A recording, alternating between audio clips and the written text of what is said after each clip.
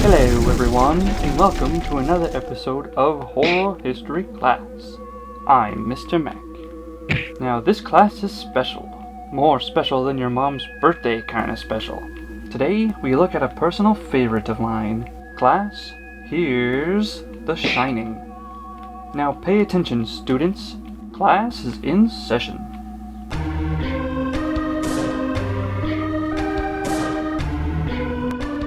Written and directed by one of the very best directors of all time, Stanley Kubrick, in 1980, The Shining hit moviegoers right in the old gray matter and freaked them out on a really mental level. Now, you all know Stanley Kubrick. He directed so many classics, it's insane. Full Metal Jacket, 2001: A Space Odyssey, A Clockwork Orange, I love that one, are just a few of the works he created by this master behind the camera. As masterful of a filmmaker as he was extremely difficult to work for. Lead actress Shelley Duvall was basically picked on and abused by the director over the course of the shooting of this film. It was all done in an attempt to try to make her performance more realistic. While on the other hand, he supposedly treated Jack Nicholson with a very friendly, easygoing demeanor, just to stress her out a little bit more. Except for the fact that he was fed cheese sandwiches for 2 weeks straight to make him feel a little more agitated during his intense scenes. Which is sort of a mean move, considering Jack Nicholson didn't even like cheese sandwiches. As well as The Shining being one of the best recognized horror films in the whole world, it's also based on the Stephen King book of the same title. And as this film was released, King famously did not enjoy the movie at all, especially the ending.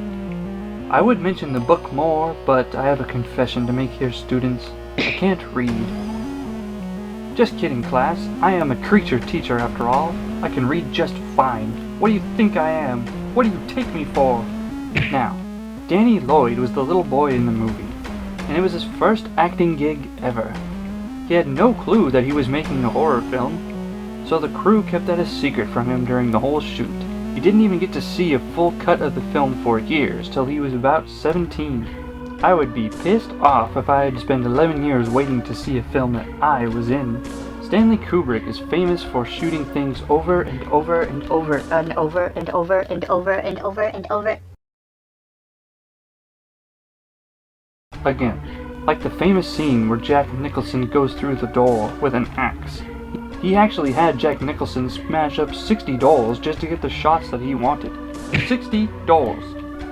And the shot of the blood pouring out of the elevators took almost a year to shoot. An entire year. Because every time the blood would come out of the elevator doors, it would destroy the room and they'd have to start over from scratch. And that famous line he speaks as he kicks in the door, "Here's Johnny," was improvised by Jack Nicholson and was almost not included in the film at all. The line was a reference to a TV show host named Johnny Carson, and every night they would introduce him and say the famous words, "Here's Johnny." Kubrick was not familiar with Johnny Carson or the show, and almost excluded it from the film completely. Honestly, what else is left to be said here about this one? The Shining, in my opinion, is absolutely mandatory viewing.